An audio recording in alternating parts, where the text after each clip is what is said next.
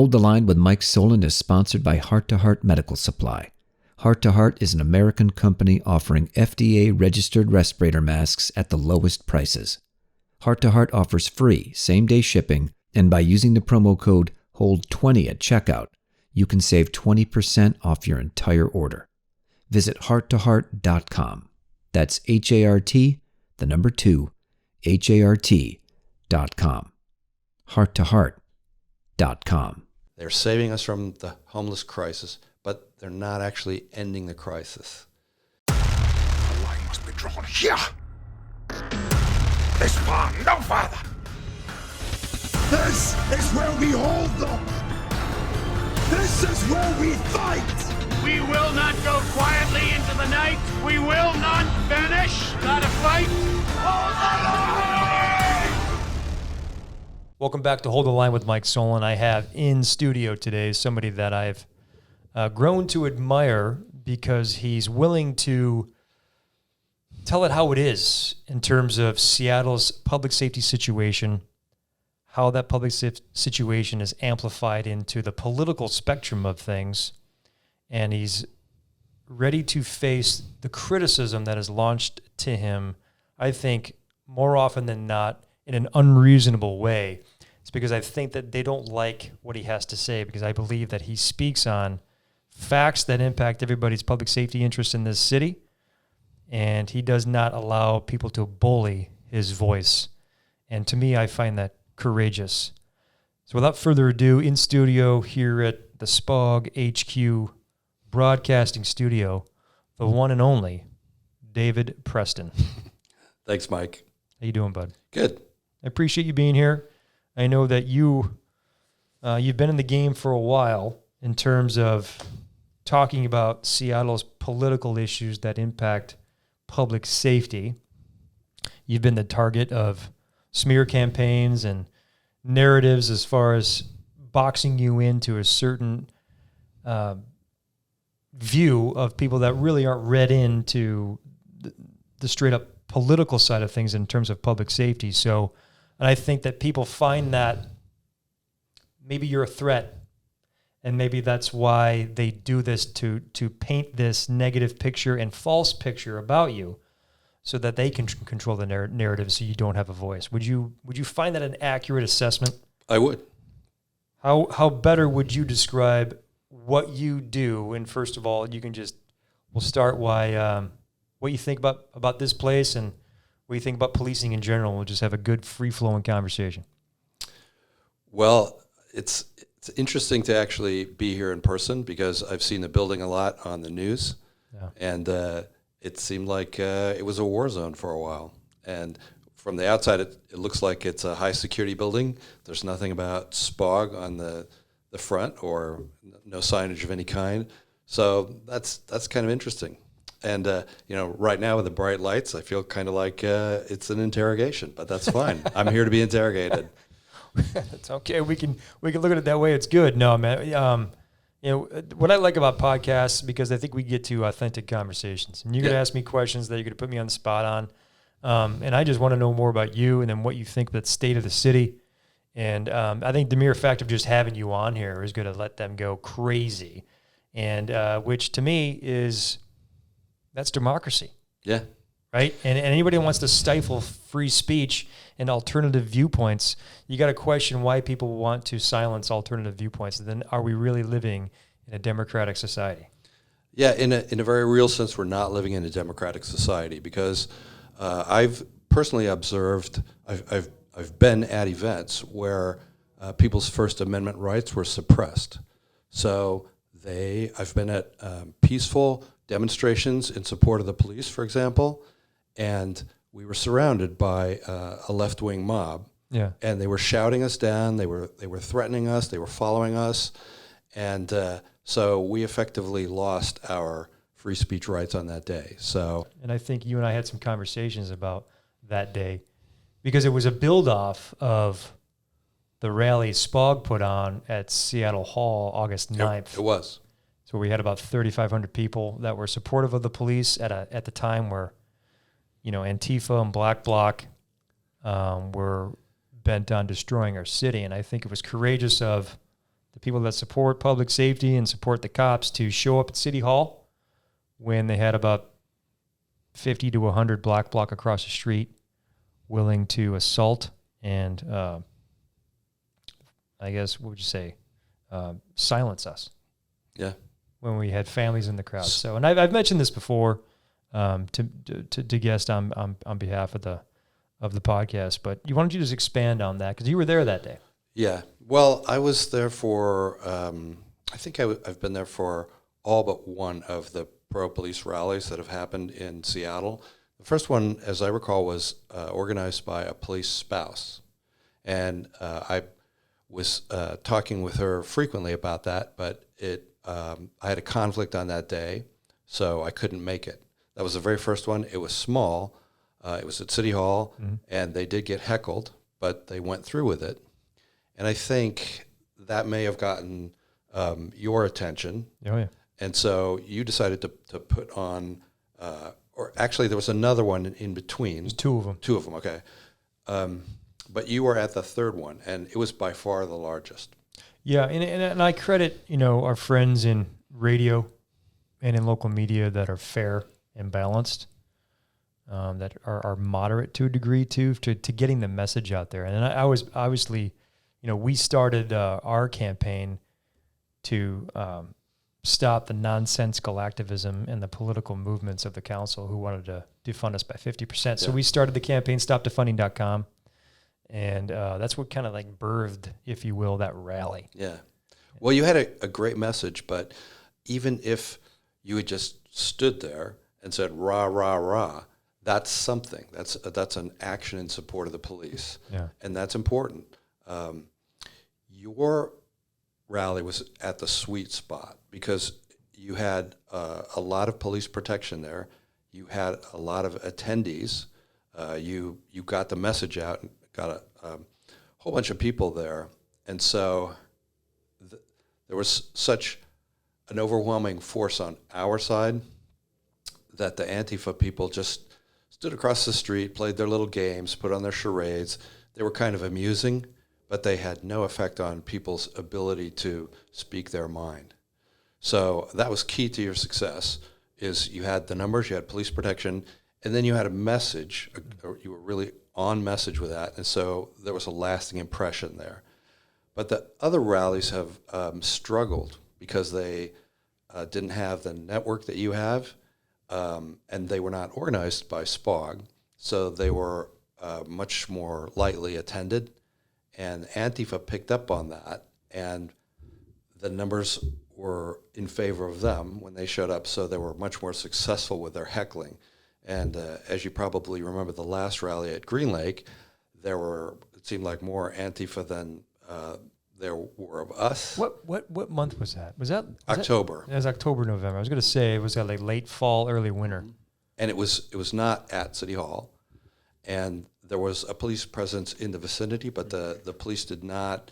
They were apparently directed not to come anywhere close to us, and so that left no space between Antifa and us, and they charged us, and they drove us out of there after maybe half an hour, 45 minutes of us doing our rally.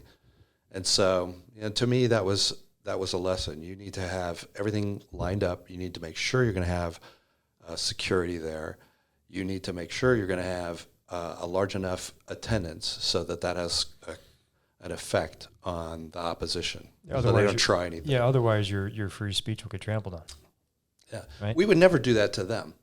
Never. We would never shout them down. We might show up at a counter protest to Antifa with a sign, but we would never chase them out of their venue. That's just wrong. Yeah, it's my understanding most of those black bloc protesters, demonstrators, and rioters, they don't usually have signs for the political message. It's more so they're bent on destruction. Yeah. Silence. Yeah, bent on shouting other people down, intimidating them. Yeah. So, for people that are just tuning in, describe yourself, I guess, in a few minutes, who you are and why you do what you do. I am a homeowner in West Seattle. I've lived in Seattle for 30 years, and I'm very attached to the city. I'm very plugged into neighborhoods all over. I have got friends all over the city, people from all walks of life I know. I love my city, and I remember what it was like when I first moved here. And I wanted to get back to that place where everybody feels free to participate in the civic life of their city, and people feel responsible for doing that. And they care more about what's happening in Seattle and what's happening on the other side of the country. They care about holding public officials, including the police, accountable. But they do that not by angry demonstrations or violence. They do that by showing up at City Hall, calmly speaking their piece, and having contact, regular and frequent contact with their elected representatives.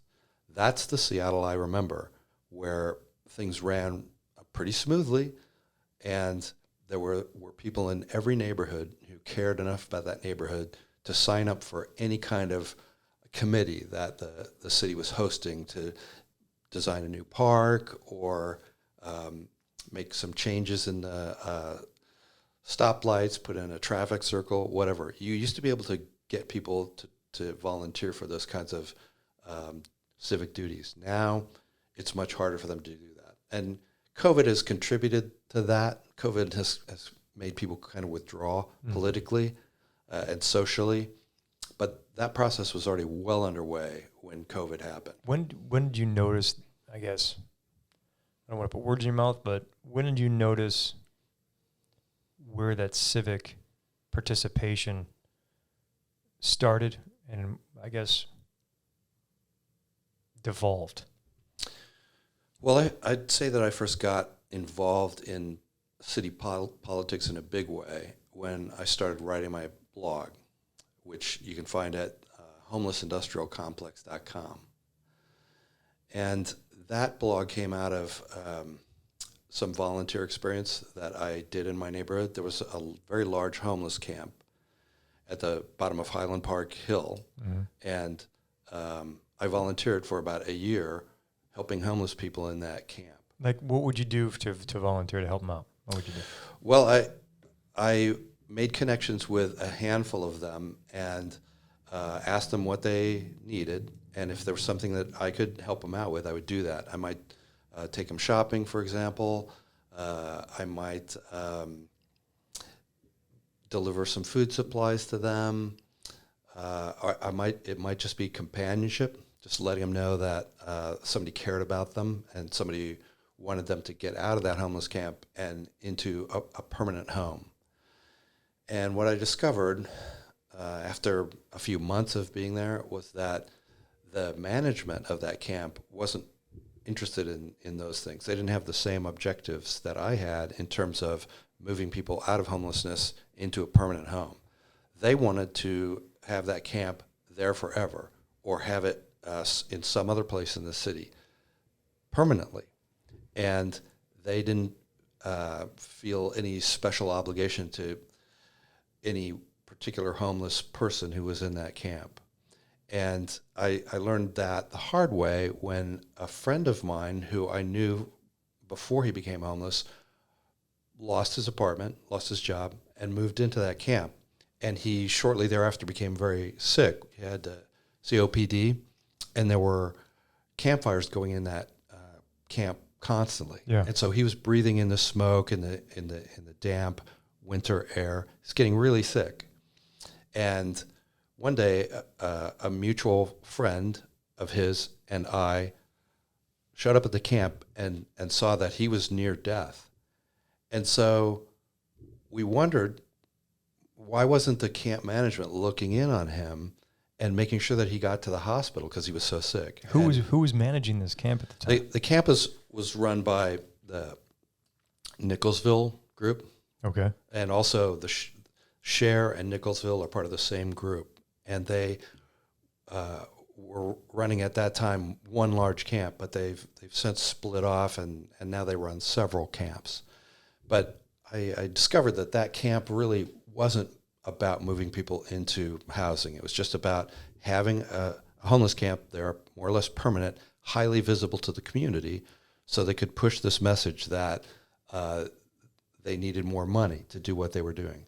So anyway, when it became clear to my friend and I that our mutual friend was not going to make it unless he got out of that camp, we got him out of that camp. We took him to the hospital, and slowly he got better over a period of months. But it took a lot of time and money from his friends to get him into a better place.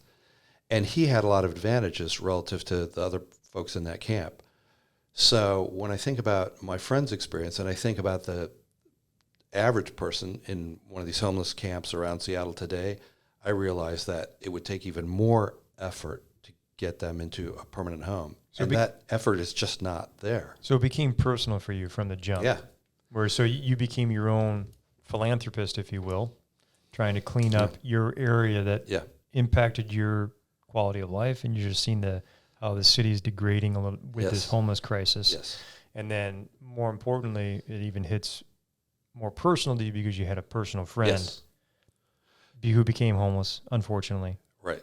And went to this homeless encampment run by a couple of entities. Mm-hmm. Were those entities receiving any kind of public money at the time?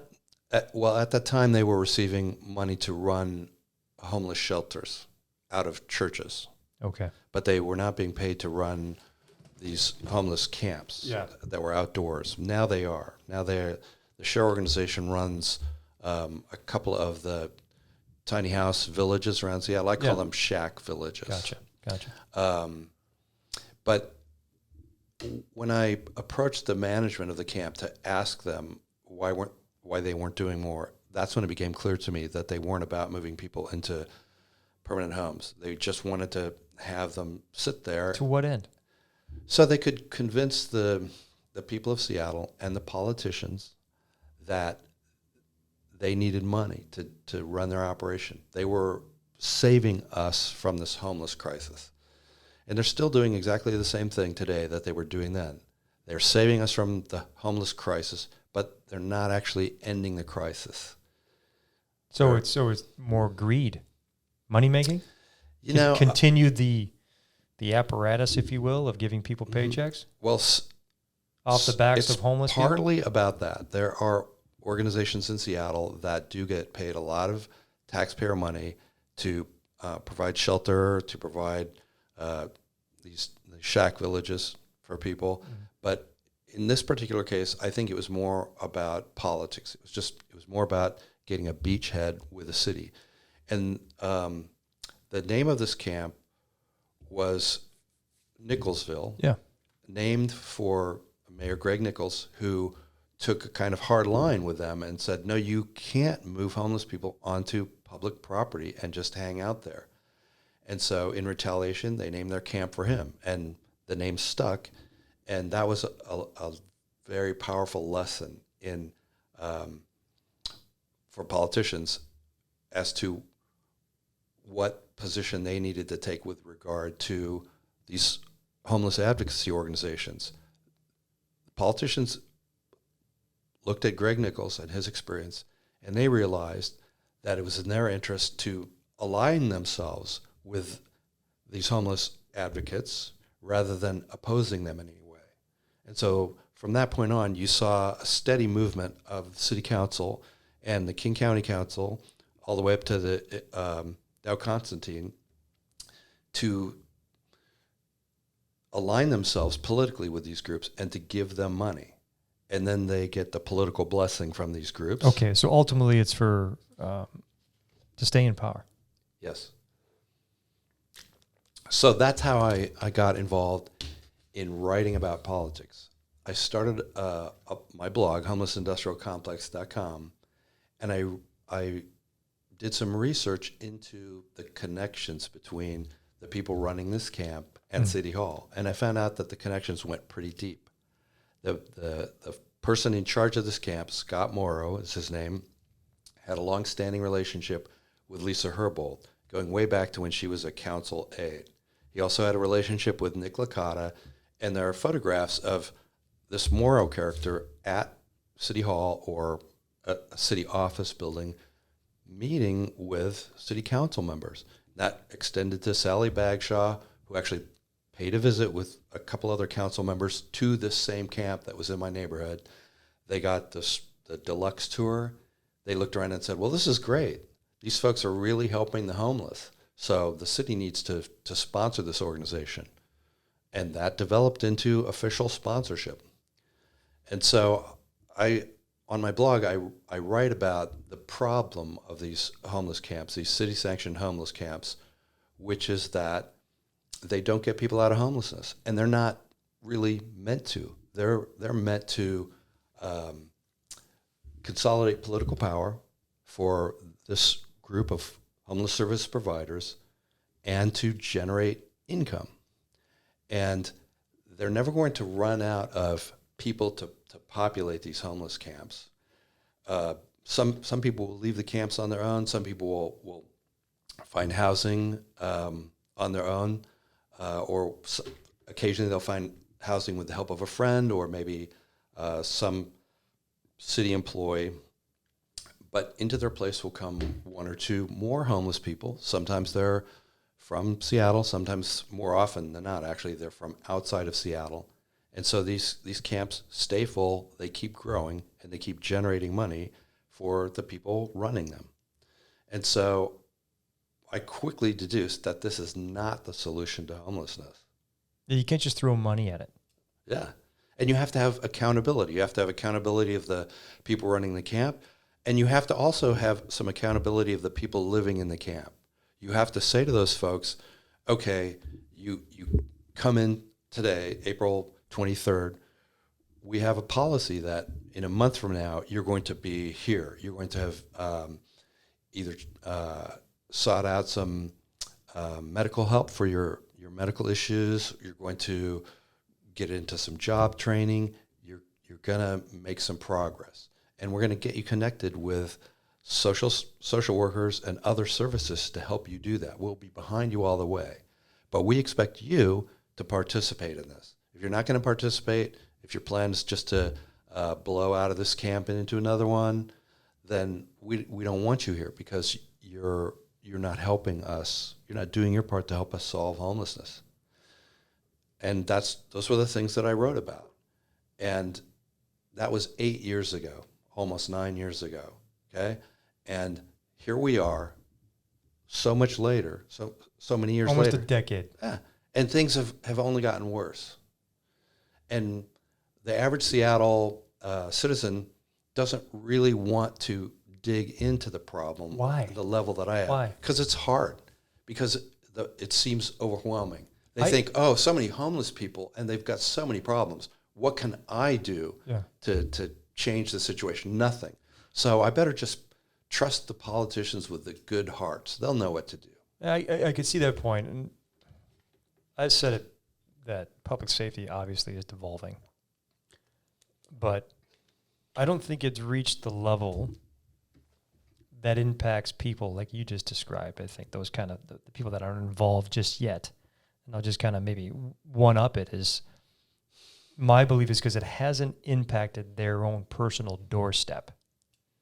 And then once it does, then they get involved. Because I find that, they're hands-off, like you described, let the politicians handle that. That's the government's job. Yeah. But to your point, here we are 9 years later, a decade later, and it's only getting worse. And then so at some point, this public safety crisis will ultimately impact their doorstep, won't it? It will.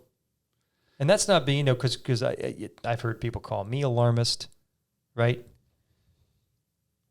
That's a reality because it's human nature. So I just question people that aren't interested in solving this, and that's why I think during that philanthropy, I would call it, you highlighting the issues as your own private citizen who, number one, got started because it impacted you personally, and you wanted to do something about it. Yeah. Then you had a personal friend that you saw go through this issue. Yes. Where they almost died. Yeah. And you've taken a significant amount of heat over your work. Yeah. Why is that? Well, since I started the blog, I've branched out into other causes. And the way that happened was that I was invited to start writing for a Facebook page called Safe Seattle. And for anybody who's not familiar with that, it's safeseattle.org on Facebook. How many people do you follow Safe Seattle? Over 17,000. It's a lot of people. Yeah. Are they mostly Seattleites, or is it across the region? Mostly. Mostly Seattleites. There are a lot of former Seattleites, people who have moved out for various reasons but still want to follow what's going on in the city. So I consider them Seattleites, people with family in Seattle. So it's an organic platform derived from people that initially were from Seattle, but overwhelming majority are still in Seattle, that have buy-in, where they see that this issue, I mean, the title of itself describes it, Safe Seattle. They see that Seattle is not safe, and you and your other administrators on that page document via articles and positions, highlighting the public safety issues that are impacting homeless, politics, crime, police, and what have you, right? Mm-hmm. And Corruption, incompetence, political incompetence. Is that why you've received so much pushback? It could be. It could be. It's really hard to say because I never get into the kinds of conversations with the people who hate me and hate the page that would really draw that out. Sure. So I can make inferences, and it's partly because I'm a threat to their power base. I'm a threat to the left's power base here. It's partly for emotional reasons. Yeah. I think on some level the haters really agree with me.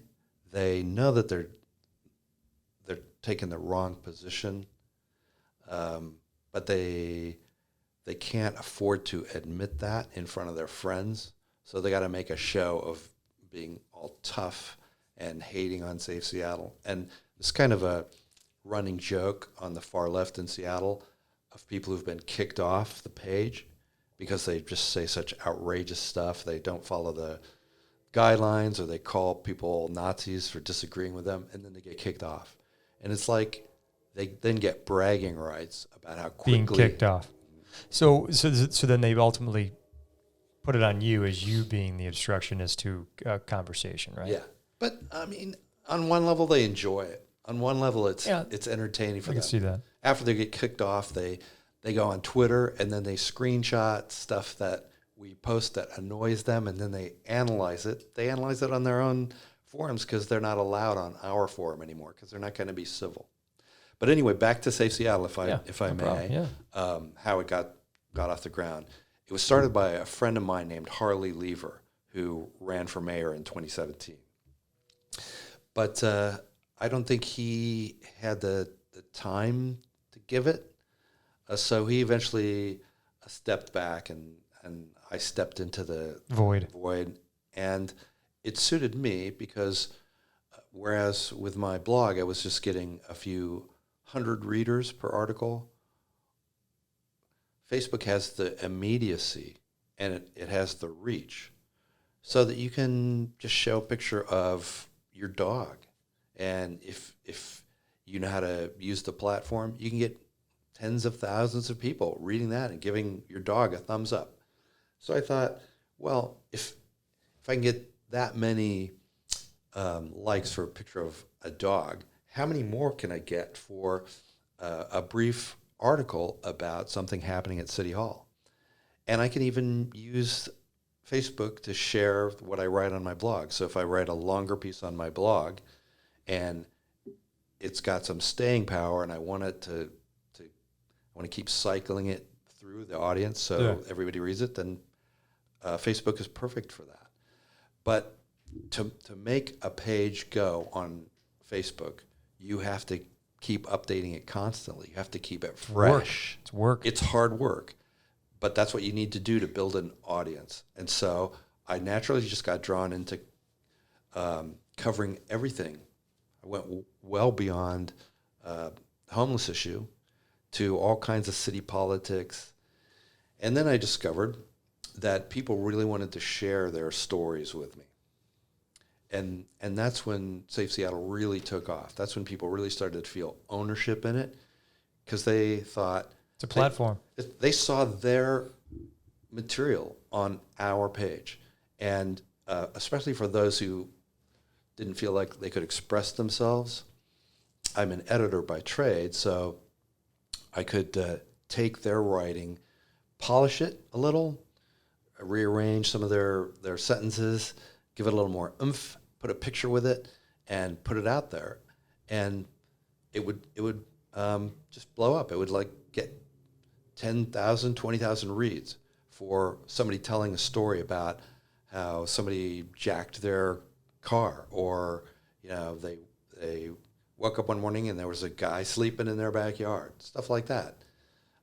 They would tell us those stories, bring those stories to us. We would dish it out for the other readers, and we found that there was a lot of interest in that.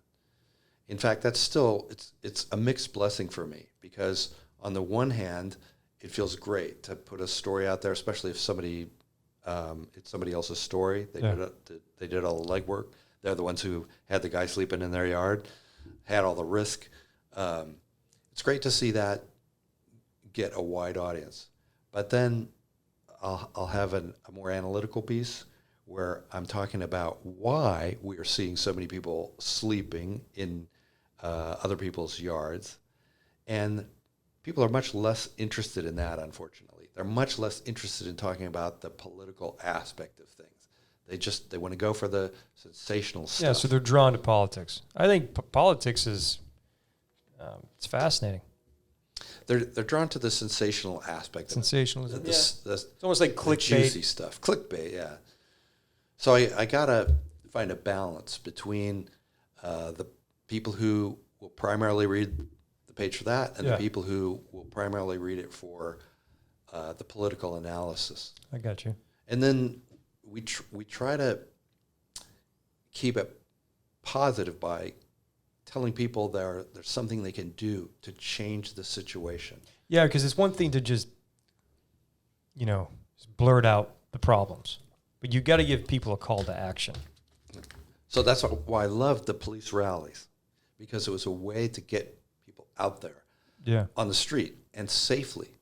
And I found that there were plenty of people willing to show up at those if they felt safe. But unfortunately, because they don't feel safe now, it's a shame. They're just going to stay at home. They're just going to continue to follow politics through their keyboard, and that's really not enough. I wish we could tell people more about the candidates. I wish we had better candidates to get excited about, but unfortunately we don't. Okay. You've been labeled as this alt-right guy. That's the boxing we kind of, my words, putting you in a box to isolate you, to remove you from what they deem as the reasonable crowd. Is that accurate? No. Why?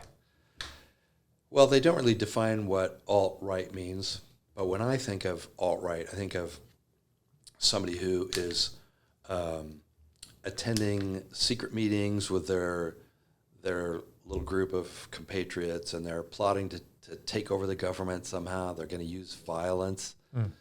Or I think of somebody who's got some crackpot theory about all of the secret actors that are manipulating our political system, and I have nothing to do with that. Everything I do openly. If I do something secretly or anonymously, it's just to protect somebody else. So we do post a lot of anonymous stories on Safe Seattle. Just to protect their identities, because now more than ever, right? Yep. So would you consider yourself a moderate? I would consider myself a moderate. In terms of being in Seattle your whole life, the work you've done, you said you're an editor by trade. You're a good writer. You know how to edit. You can put some words together, and you work your ass off. I mean, you're constantly writing. And if you look at the way that I run Safe Seattle with my other admins, we make it a respectful forum. So that's what's moderate about it, is that you can't bash on other readers. You have to be, you can't threaten violence or use crude or obscene language, even about public figures. We because then you're tamp that down. Then you're unreasonable. That's nonsense. You never never wish violence on anybody, right? And it just builds on itself. The hate builds on itself. So we don't allow that on Safe Seattle. But if you look at some of the far left forums, can you name one? Like what are they? You comfortable naming them? If not, we can move. It's fine. I would say Twitter in Seattle is dominated by far left voices. It seems to be impacting public safety conversations in terms of decisions. I would agree to that. On Facebook, there are a handful of what I call fake district pages. So there's a District 3 page that's devoted to Shama Sawant's district. And the people who run that page are political operatives. They are aligned politically with Sawant and the far left. And until very recently, if you went on that forum, the District 3 forum on Safe Seattle, or not Safe Seattle, but Facebook rather, and you voiced some criticism of Sawant or her policies, you would get bashed, and then you would get banned, bashed and banned. So that's an example. So what they complain far about left. Safe Seattle, when you basically shun people because, number one, they're using verbiage that is hostile, inaccurate, lying. Well, then obviously that's not reasonable conversation. You're off the page. Yep. But you welcome discourse, feedback that's reasonable in disagreement platform, right? We welcome principled criticism because that's a good way to put it. Makes for a more interesting read. Yeah, I know. I like that. It's that's a reasonable position to have. Yeah. And I guess if you were just banning people because, number one, they came to your page and they just disagreed with your perception, well, then I guess you could be playing into that alt-right conversation as they're trying to box you into. But that's not what you do, what you're telling me. It's like you have a moderate Seattle approach to your political views and how public safety issues is connected to the political conversations. Yes. So what other, besides Safe Seattle and your website, homelessindustrialcomplex.com, what other platforms do you, I guess, play with to get a message out there? That's it. Those are the only two. Yep. Do you do any national publications? Have you had conversations to try to get more maybe connect with like Portland in terms of Antifa and what's going on here and how that is impacting the public safety political discourse in this area? I've had some behind-the-scenes discussions about hooking up with activists in Portland, moderate political activists, but it never went anywhere. And I am stretched to the max now, so I can't. It's almost like you take need a on staff. Anything else? Okay, well, I got you. Well, you're effective, and if they weren't, meaning the activists, the unreasonable. I was getting made fun of the other day, but I think people were liking it, but I always go to the unreasonable activism. That's my tag. But if you're not being accosted verbally, either in person or in written form, keyboard tough guys is what I call them, then you're not effective. Then you're not considered a threat. Then you wouldn't be fulfilling your civic duty as a Seattle resident. Say like, hey, there's a problem over here, and I'm going to tell you what it is. Yeah.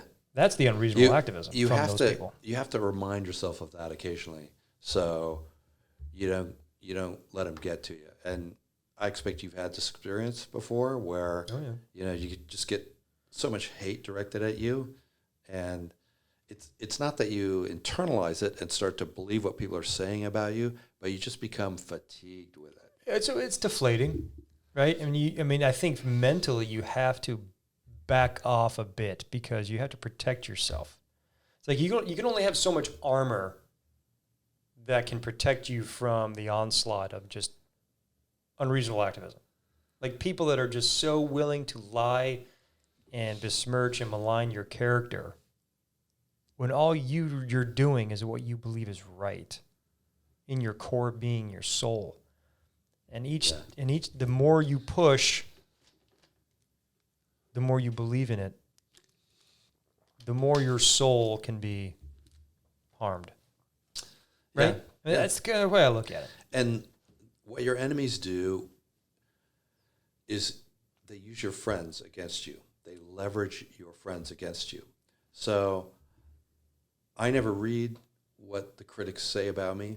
First place, I don't have time. Second place, I don't really respect what they have to say. Because they're just loud and just throwing shit. Yeah, they're not going to learn anything. They're not going to listen if I respond to their criticisms. And usually the way they frame their criticisms of me is just so low that it just turns me right off.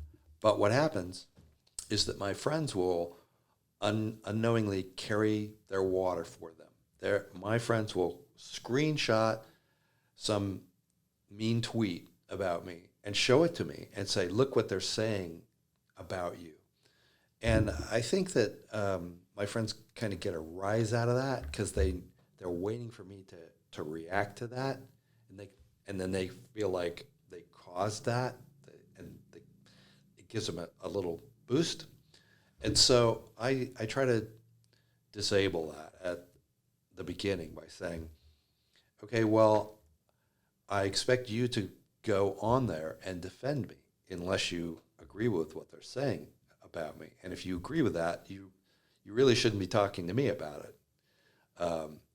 And so I impose a cost on them for bringing that nastiness to my doorstep. Well, I guess then are they really friends?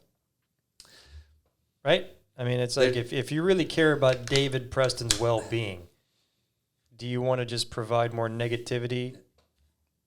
To me, that's just like, hey, man, you're looking for people outside of that negativity because ultimately what's real in life is happiness, truth, and just enjoying life. Well, that's what I tell them. Family and friends that are interested in your positivity, you're moving forward in life versus staying in a negative subsect of what I believe is fake culture here in terms of the people that are just willing to just spout hatred and vitriol. To me, those are soulless individuals that aren't interested in driving the public discourse in a positive societal light for betterness. I mean, well, have you had this experience yourself where friends will bring you screenshots of these awful things? Yeah, I have, and I kind of have the same level of reaction that you do, but I think for me, I've been a cop for 21 years, going on 22. You're used to the hostility in uniform, but what you do is like you go back to the precinct when your shift's done, you take the Superman suit off, and then you're gone. But when you immerse yourself in the politics intentionally because you want to see change, well, then it's not a shift. It's 24 hours a day. Right. And you can't... And you got no Superman suit. Yeah, you got no Superman suit. You can pull that closer to you if you need to. You have no Superman suit. I mean, I'm sure I'll be made fun of that, but it's like, I believe cops are great people. But we're humans. So it is a form of what I believe is you're becoming that figure professionally, right? So your soul, the reason why you do the job, you put this suit on, you have this equipment that allow you to fulfill your oath of service to protect people, to help. So that's why I see Superman. So let's compare and contrast our experiences a little bit here because I think that's interesting. First, tell me about how it feels when you're getting criticism as a civilian, political criticism, versus when you were standing there as a cop in the front line. Great question. Cop on the front line, and you knew that you could just experience it for the remainder of time that you were in that outfit, that uniform. And you have the ability to take that uniform off, and that uniform carries that criticism. Not you personally. And I think that sometimes where we misstep as coppers is we allow that personal criticism to be taken personally. Like you let it bother you.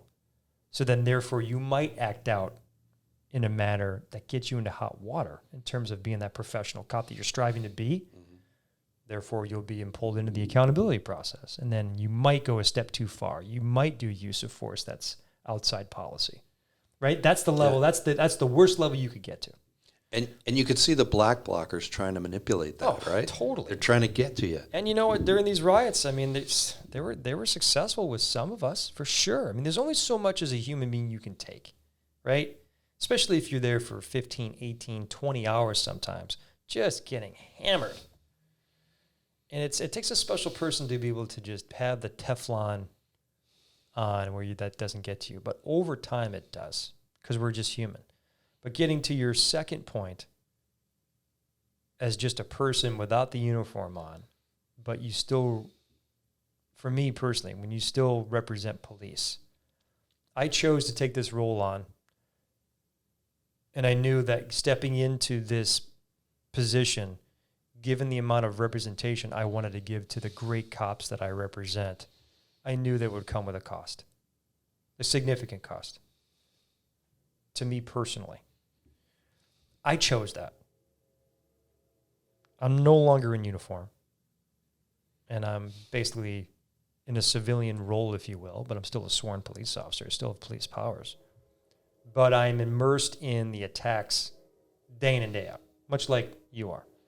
And so for me, I'll steal a line from my favorite movie of all time, Heat. See, for me, the action is the juice. I take that to embolden my drive to protect cops, because I see the people that are spewing that hate, that soulless hate, are on the wrong side. And I believe wholeheartedly in my conviction that I'm like, keep hammering down.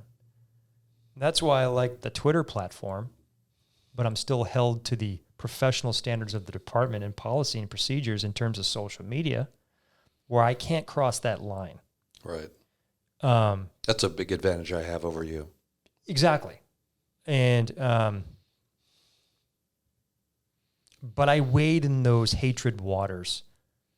But over time, in the year that I've been here, and I continue to push the envelope, and maybe a long answer to your question. I apologize for hogging the air here. But sometimes it does get to you where you just need to take a break. And you need to pick and choose your battles. So that's one thing I've learned in the course of this year is not getting immersed in every fight. You have to be tactical in where you need to push back in order to be effective. Because I've already been put into a box, much like yourself. I'm not saying I'm a victim. I actually enjoy the exposure. I enjoy the action. Because to me, it means I'm over the target, if you will. That they see me as a threat, much like you. Mm-hmm. And I'm speaking the truth and fact. And that's what police officers deal with, is truth and fact. Just the facts, ma'am. Right? The old school. But we have to have the ability to then have an empathetic tone in Seattle to understand the community's concerns about policing, the history of policing, appease that issue, but also stand up for ourselves.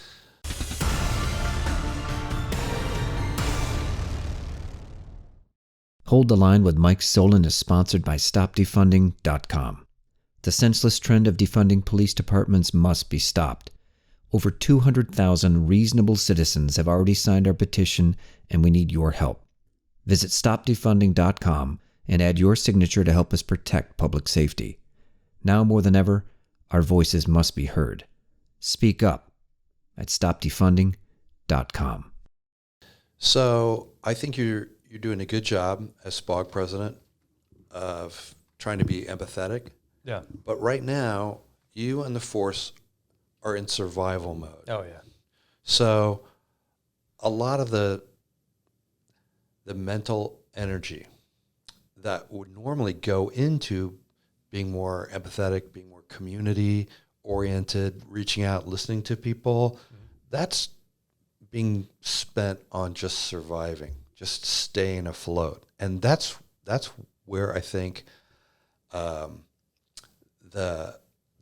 Antifa's game is centered on. It's like keeping you so busy, just watching your backs, just handling them, that you can't succeed at the mission of being more community oriented that you've already embraced. You've agreed to take that on. I agree. So they're trying to set you up for failure. And if you look at the online chatter on the far left here in Seattle, they will just lay it right out there. They'll say, we want to create disturbances. We want to call in fake emergencies so we can have the cops running everywhere, chasing their tails, and they won't have time to do anything else. They won't have time to do their real job, their proper job, and they won't be able to demonstrate to the public what it is they do and why it's so valuable. Sure. And, why I did this, took on this job is, I stepped away from a great group of people, SWAT guys, to do this. I ran, got elected, thank you, membership.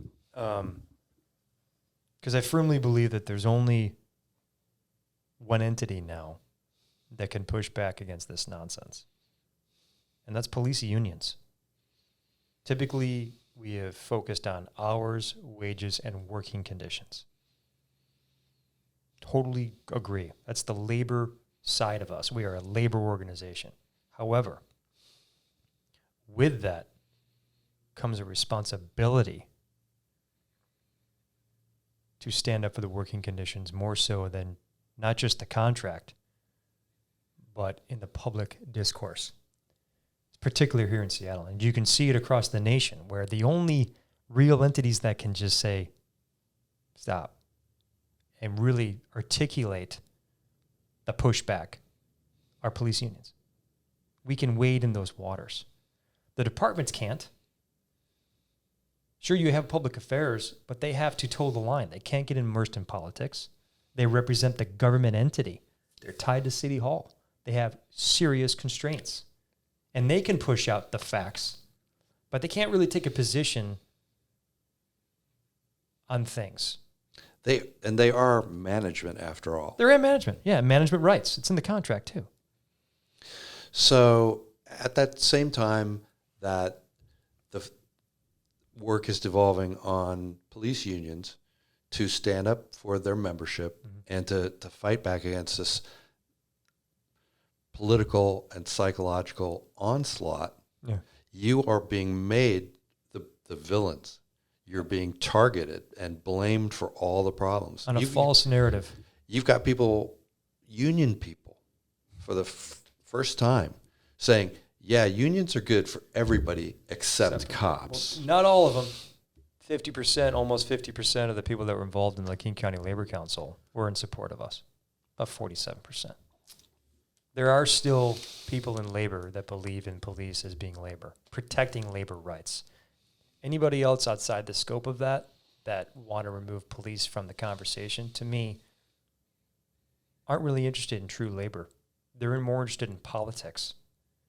And that does such a disservice to the labor workers, coppers, firefighters, iron workers, carpenters, you name it. To me, that's unconscionable. Yeah. What happened to an injury to one is an injury to all. Yeah, they were more than willing to take our money, our dues. But when it became politically problematic for them, well, then they just cast us aside. Which leads me to believe that, that's why I go to this talking point all the time, with just politics in general. Just days before George Floyd, and I say this all the time, and I will say it until I'm done with this role. Just days before George Floyd, we had our mayor, we had our president of our city council connect with media to tout this agency. And I don't speak for the agency, I speak for the union. To tout the Seattle police officers as being the model agency of reform. Who's the purveyor of constitutional policing? The entity that makes sure that you're adhering to Bill of Rights, Fourth Amendment, not engaging in racist, biased policing. Who is that? That's the Department of Justice. They said we were that entity just days before Floyd. We did all the work, 10 years worth of work, at record pace. And unfortunately, George Floyd happens in Minnesota, across the country. And our politicians ran away. What happened to be the model reformed agency? And to me, I equate that to the administrative betrayal by our leaders. And it's stunning to me that humans can look themselves in the mirror and say, you know what? Just got to back off here and go away from your word. And I can't in good conscience ever get to that position, and even in this position, and do that. That's the administrative betrayal. That is why good human beings that do the job of policing in this city are fleeing. And that does such a disservice to people like yourself who live in this community for years, who have buy-in, that want to see a change in public safety. But we have leadership that are willing to castigate quality people for political gain. And I still can't wrap my head around that. What is the end game then? Who's going to be left to pick up the pieces when that visits people's doorsteps? Right? Well, that's the subject of another very long conversation. Yeah, we could get into that. Sorry, man. I got on my soapbox there because I'm passionate about it. Can we talk a little bit more about working conditions? Because you brought that term up. And I think what's going wrong is that a lot of people don't make the connection between cops and working conditions. Yeah. They think cops are cops. It's not. I've even seen signs when CHOP was active. There were placards that said, "Cops aren't workers." Then what so are we? what? Yeah, what do you say? What are we? Give me an example of working conditions that you think that SPOG needs to focus on now. Staffing. Staffing, okay. That's overtime. I'm not sure. I would love to get more money from my people, right? That's every labor union's job, is to just get more money, hours, wages, and working conditions. Okay, let's negotiate. You need to do this. All right. We'd like to get a little bit more money. Okay. But because no human works for free. Unless you have loads of money and your resources, then you're just a philanthropist. Right? Who wouldn't want that? Right? I would say it would be staffing. That's the biggest safety concern for us, is because you're not going to get a effective backup, if you will, when you have to go to that priority one call. You won't have enough cops to get your back. And that's the biggest thing. We got police officers fleeing the city because of the lack of political support and the administrative betrayal. So for me, it's staffing. But the council is not taking any responsibility for that. Not. They're acting as if it's beyond their control, that they don't understand it either. They say, well, we've been offering hiring bonuses. We've got billboards in other cities. It's not our fault if cops leave. billboards in other cities. So this is the same council that advocated defunding us by 50%, which could be an incredible, dangerous impact to the great citizens of this city. And that's the same council that advocated to laying off police officers based on the color of their skin. I don't see a welcome mat to recruit and retain human beings to do the difficult job of policing. So it's on them. Well, tell me, because this is something that I assume you have at your fingertips. Does SPD represent a cross-section of the city's population in terms of ethnicity? Yes. A third of our membership are persons of color. A third, over a third. We represent Native Americans, African Americans, Asians, Hispanic, any other group involved in the BIPOC arena of discussion. We have transgender officers, LGBTQ members, full spectrum. And we represent Seattle's values. I mean, we got people that are left of center thinking. We have people that are center thinking. We have people right of center thinking. I represent everybody. I cannot take a position on politics to say, hey, I'm left wing, or hey, I'm right wing. I mean, I've always been moderate, if not moderate right. I'm comfortable saying that because I don't know another police officer that has time on, that has really worked the street and been a really strong advocate to go after criminals. That isn't more of center thinking, right? It's because you see how public safety is impacted by lack of prosecution, victims not being really held to account where they should be. So then you become a little bit, hey, we need to be a little bit focused on the public safety aspects here. So you're kind of moderate to right? But I would be fair to say I'm moderate. Well, cops are by definition law and order people. That's right. Right? And that's typically associated with the right wing of the political spectrum. But you're saying that except for that, you're a real slice of Seattle. Absolutely. So how do you explain this push to get white officers to leave and to get more BIPOC officers on? Well, I don't want to speak for them, but the message that we're hearing is that they believe that there's this institutional racism that impacts persons of color disproportionately by police. And I think we're still atoning to our actions in the historical context of just policing in general. So they think that since police targeted, using their words, not mine, since police targeted persons of color decades ago, and they still think that it happens to today, therefore, if they bring more officers that reflect persons of color to swear to an oath of service, then they will eradicate any racial issues that might impact people of that aren't persons of color. Okay. That's the way I equate it to. I would agree with that. I would support that if there was any evidence to back it up. Do you know if there is evidence to back that up? The data does not show that. Okay.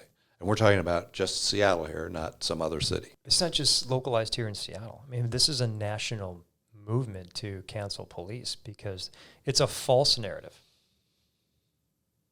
that police specifically target African Americans to hunt them down and kill them with deadly force. That is the numbers that are collected by the FBI that are provided from police agencies across the nation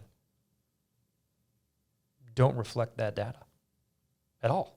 In fact, it's the opposite. Isn't it harder for you to go against a national narrative? 100%. Okay. Because I mean, it's all the way to the top of governmental powers here in our nation. I mean, that's the talking point. So, but for me, that's why I go back to this talking point every time. That if that's really the belief of policing by our elected officials here and activists, then why was it those politicians just days before Floyd said we were the modeled reform agency? Why did they feel that they needed to say that? Wouldn't they continue the talking point to say that we need more reform because there's racism in this police department?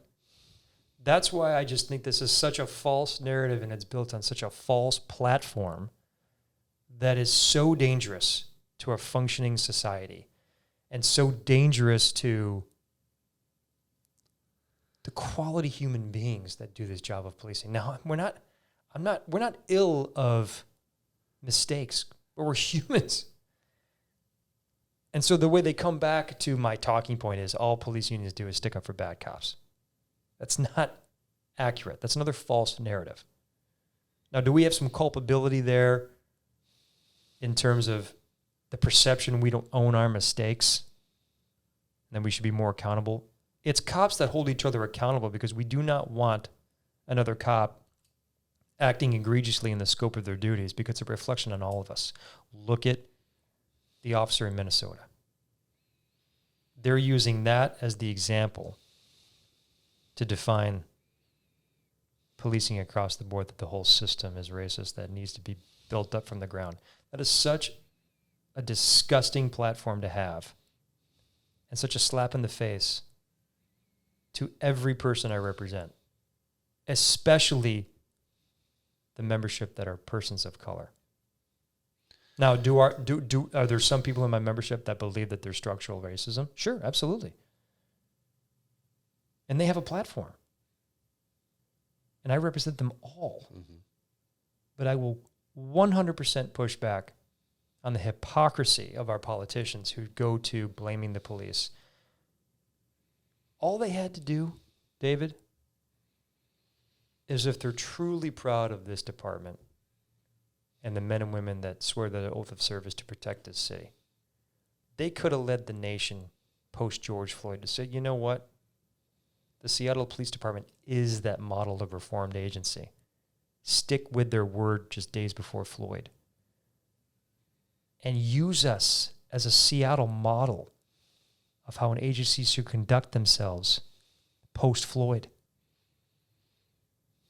Now, do we have lessons learned that we need to really look at as far as our handling of the riots? Okay, let's have that discussion. But that was unprecedented. I mean, who would have thought that we would be besieged like that? It's a hard case to make because when you've got your bystanders filming a crowd from the perspective of the crowd, yeah, you're going to see this wave of cops, line of cops, clouds of tear gas, and then it's a bad image. People are coughing, screaming. There might be kids on the scene there. So, well, I would question people that bring kids to a straight-out riot.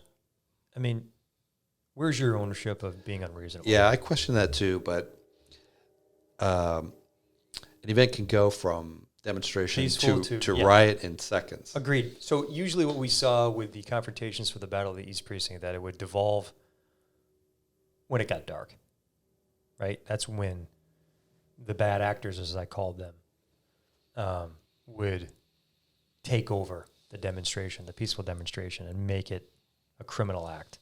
And that's where we receive the most of the injuries. We're talking hundreds of injuries, many of them career-ending. And I went to, when I did media interviews during that time, it's like the East Precinct surveillance systems, the camera systems captured all of that. And I was like, well, why isn't the city using this footage to show the most reformed agency, according to them, was being met with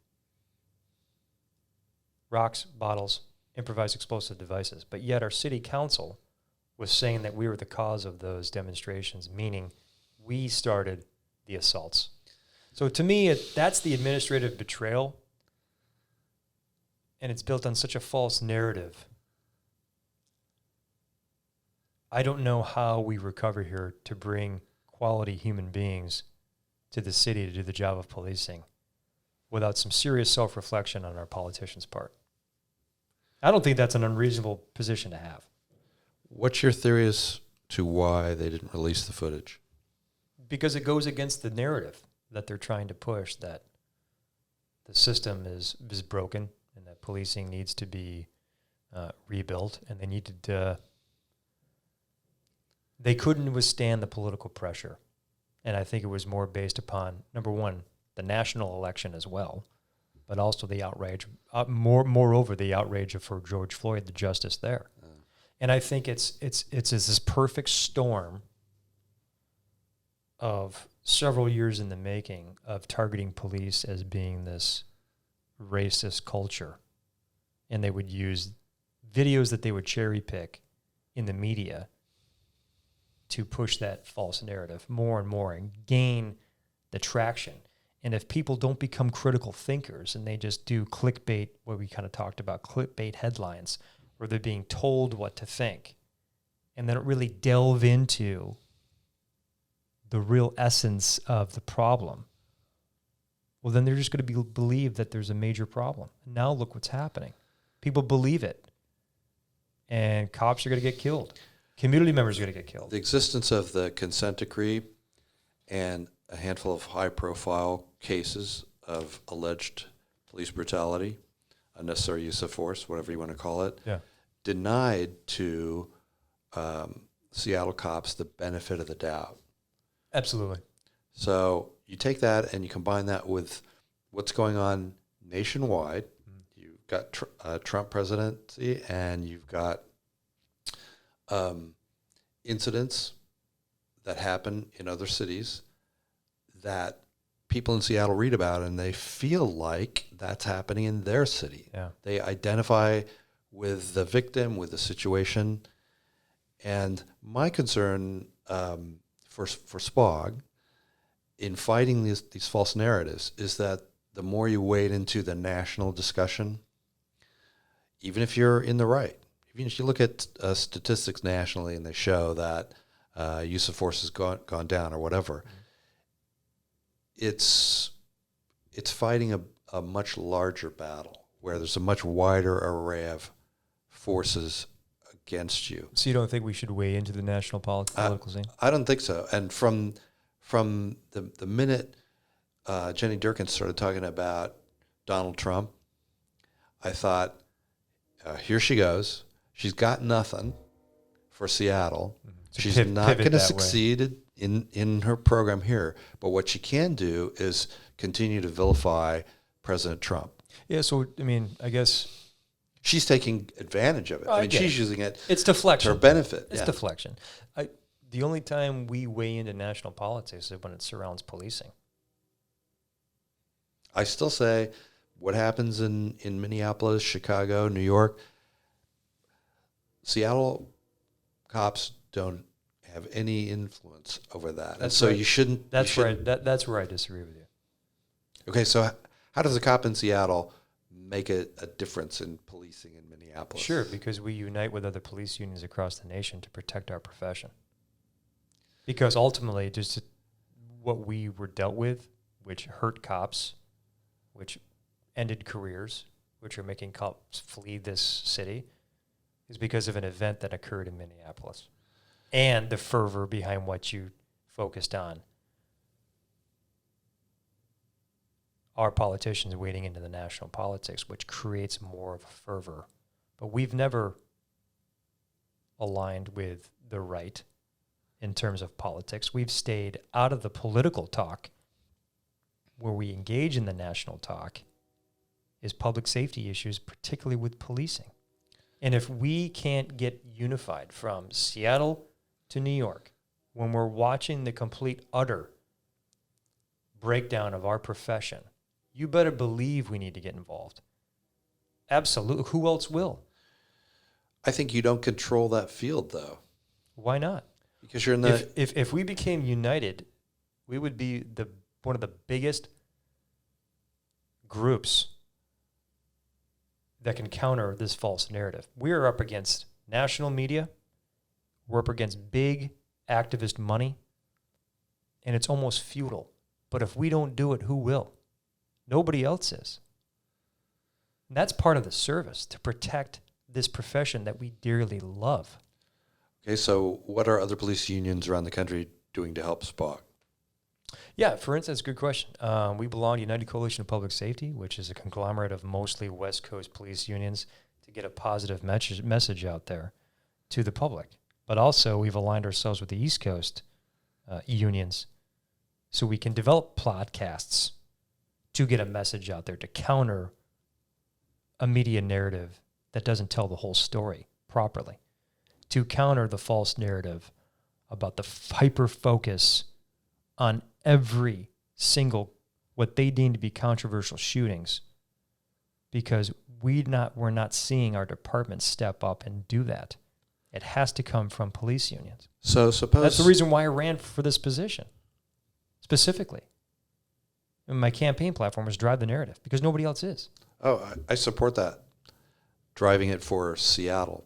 But I don't think you have influence over the narrative in other places. I disagree. Okay. Well, time will tell, I suppose. Because ultimately, at the end of the day, what do we need to acquire in order to have a platform to fight for policing? Not just locally, but nationally. What does it take? It takes partnership and it takes resources.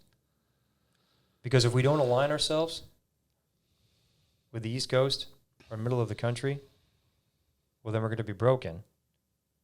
And ultimately, we're a reflection of our communities. And if our communities are broken, then we're not going to be much left. Tell me the practical effect that's going to have for Seattle. Suppose you have a brother police union, fraternal organization, and in another city, and they air this podcast or they take other steps to improve the image in their city of Seattle police. What difference is that going to make on the ground for you guys? Recruiting. I came across this nation to do this job in Seattle because I wanted to live in this city. So you think that could help reverse the 100%. the exodus? I think it would reverse the philanthropy that you're trying to, based upon your philanthropy, in terms of the homeless industrial complex. It's the same advocacy, right? So if we don't stand up for truth and facts in Seattle and properly inform, I hate the word educate, inform not only our community of the public safety issues that are impacting us with truth and fact, in particular police deadly force, use of force data, and then not engage the national scene to inform them of what Seattle is experiencing, well, then I think we're doing a detriment to our society, not just in Seattle, but across the nation. Seattle is viewed, I believe, as the Emerald City it once was. And if we don't fight for her, not just locally, but on a national level, who in their right minds would want to come to Seattle? Look at the documentary Seattle is Dying. Look at what that did. I would like to take part in that to try to save this place, much like what you're doing. And for me, we have to get involved in the national scene in order to spotlight what's really occurring here to save this place from itself. I don't know if that's a good answer for you. You've challenged me well. It's but I believe ongoing wholeheartedly. point of contention between us. Yeah, it is. And, that's why you're here. We get plenty of support from folks living around the country on Safe Seattle. And but we had a hard lesson during the last election, the one that Ari Hoffman was in. Yeah, District 2. Yeah, where we saw a lot of enthusiasm for his candidacy on our page. And judging from that, you would have thought that Ari would have shut out all the competition. But he didn't even make it past the primary. And we had to take a hard look at that, do some soul searching over that, and admit that we were really wrong in our assessment of the situation. And as it turned out, one of the reasons why we were so optimistic about Ari was because we were getting all of this love and support for him from people who don't live here and don't vote here. And interestingly, even a lot of the people in his district who work in his district, like I think, are we within District 2 right here in this office? Yeah, I believe so. Yeah. So, from looking around here that there's a lot of warehouses and bigger office buildings. The people who work there see the effects of bad politics on their district every single day, on the district they work in. But then 5 o'clock, they get in their car, they drive off to another part of Seattle or maybe a suburb. They don't vote here. So even though they bear the brunt of bad politics, they don't have any control over it. And these were some of the same folks who were coming out strongly in support of Ari on our page. So we got the false notion that he had a lot of political support here that mattered. As it turned out, those people didn't do anything other than support him online, and some of them gave money, which helped him a lot, but it doesn't translate to a win in an election. Sure. And so, that's what I have to be very leery of when I'm looking at the political trends on my Facebook page, because they can be very deceptive. And I've told people that one person who will actually go to a demonstration is more valuable to the cause than 100 who will just voice their support. Well, yeah, but that's otherwise won't do anything. Yeah, that's part of the activism, that just they're okay behind their keyboard but won't show up in person. And I think, to use your example, much like the national scene that we're trying to align ourselves with, police unions across the nation, to get on the same page, is for us to be effective, you have to build a power base, a resource base, where you can influence politics at a national level to impact working conditions here in the city, especially when police are the target and they're trying to cancel police as a profession as we know it. If we don't get involved, in my belief, then we are not fulfilling our oath of service, not just for our coppers here, but the human beings that do the job of policing across the nation, because if we aren't united, we're divided. And I've said this before, and I wholeheartedly believe this, and I said it might come across as arrogant. It's going to take cops to save this nation. Maybe. Because I see this nation devolving. So what are cops going to do to save the nation? Get united. Use our resources to counter the false narratives that malign and besmirch our characters. And that's not just a local issue, it's a national issue. Because what happened in Columbus with LeBron doxing that officer who saved a life to protect the life, took a life to protect the life, could just happen here as you and I are talking. And if we don't have the partnership across the nation to provide support for us, then we're all alone. And our politicians abandoned us when they rolled us out as being the model reformed agency on something that occurred across the nation. They abandoned us. So who do we have left? Ourselves. So changing the narrative is going to change people's behavior. Attitudes and behavior. Okay. 100%.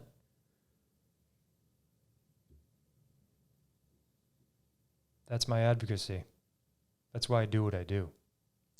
Why don't we hear more stories of cops doing good things for people? Doesn't sell papers. Doesn't satisfy clickbait. And that's what we're up against. Remember the Fox TV show Cops? Yeah, it was a great show. My favorite show. Yeah, so they sold some laundry detergent by telling good stories about cops. What happened? I'm not sure why that ceased to exist. I know there are some cities, I know that they came here to Seattle to try to get, videotape us and ride along with us, but I think that time was Chief Fitzsimons who said no, it's too much of a liability. I don't know why that occurred. Maybe because it was too much positive PR, and it highlights the crime that impacts our communities across the nation. Maybe that's the start of what we need to do, is just do a course correct here, and it's going to take cops to do that. And this is part of my philanthropy that I want to do, that I'm working on, that I've been trying to do with this podcast, is to get a narrative out there of alternative views relative to politics and how it's impacting public safety, and that to paint the picture that cops are great people. Could it be viewed as being futile? I'm going to hammer down. Well, as I won't let that stop me. we try to do that on Safe Seattle. Mm-hmm. We achieve a balance, I think, with people who come on with stories of bad experiences that they've had with cops, and we let them talk, even though I know that there's going to be flack whenever I carry one of those stories. I know there's going to be some of our police readers who are skeptical, who say, I don't believe that happened based on your reader's description of the situation. Cop would never do that, so on and so forth. But we run those stories anyway. And sometimes we will even run a story, a critical negative story from an officer. If it's somebody that I know and trust, we'll carry it. I mean, I'd like to cut you off here, but for us to have any kind of credibility, we got to be humble and we got to be able to own our stuff, right? That's the only way we can engage the reasonable communities here, because we're so overwhelmed by the false narratives from platforms that aren't interested in having proper, direct, truthful, reasonable conversations. And Balanced conversations. Balanced, thank you, balanced. It's a good way. So it's interesting that even when I'm talking to an officer about their experience, that officer would rather give me something that was critical, something that they had an opinion on, something that they related to. They would rather give me a sad story, sob story, than to tell me a happy story, even if they have a bag full of happy stories, happy cop stories to tell me. For some reason, they would prefer the other kind. And what I like to do is get people more into the habit of telling the good cop stories. Positive stories. And we got to figure out a way to make those sexy, make people want to read them. And I'm not talking about the Fox Cops show style. That had its day. It was like on for at least a decade. 20 some odd years. It became kind of a formula, so you knew exactly what to expect. And from city to city, only the That was my favorite show places. growing up. It was incredible. And it was a good show. I watched many hours of it. But I think we need to try something different now, where ideally we would have a show where a cop changed somebody's mind about who cops are and what they do. So, David, what you're describing to me is a national conversation. You're going against your talking point about not agreeing with going to the national scene to have a conversation about cops. Except that I think that it could take place in Seattle. I think there are enough good cop stories right here in Seattle. We have such great people here. I mean, it's like we're losing fantastic talent.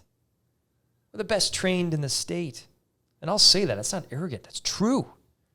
That's why you've got local agencies putting up billboards here and messaging to Seattle cops. Leave now. We've got you.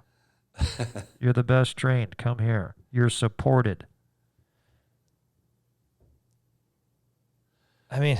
So don't you agree with me that we've got enough material, even with the diminished force that we're left with now? We've got enough. Well, I really like your idea.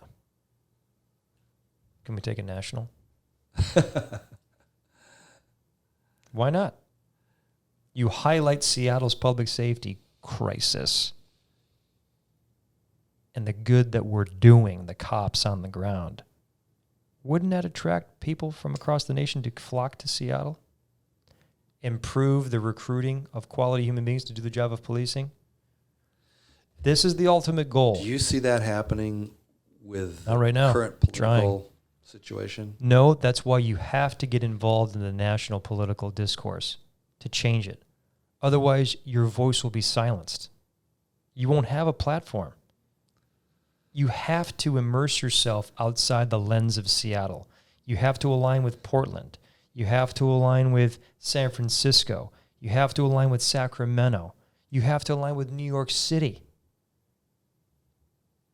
It's critical. Or else you're just going to get swallowed by the power base here. No one's ever going to accuse you of not thinking big enough. Well, you know what? I like to push. And I love cops so much. I want to protect cops and ultimately protect our reasonable citizens, and but also protect people that don't agree with us, the unreasonable. That's our job. And I'll take a bullet for any of those people, especially the Antifa ones that want to kill me. I'll take a bullet for you, man, because that's the kind of human being that I am. How's your day-to-day job different from that of your predecessor? Well, it's probably more of a question for the former president. Well, you had a good look at what he did. You were vice president under him. Yeah. It seems like you're about as different as you could be. Yeah. My job is, the fact that you and I are sitting here under the lights and cameras, that's a big difference because I'm so forward with trying to connect with our local populace, but also take this platform national. That's a big difference. I'm extremely busy. I work my tail off. I'm not trying to build myself up, but I really do work my tail off. I make it a point to connect with every member that tries to connect with me directly. I try to answer every email, return every phone call, return every text. Ironically enough, my busiest days are Sundays.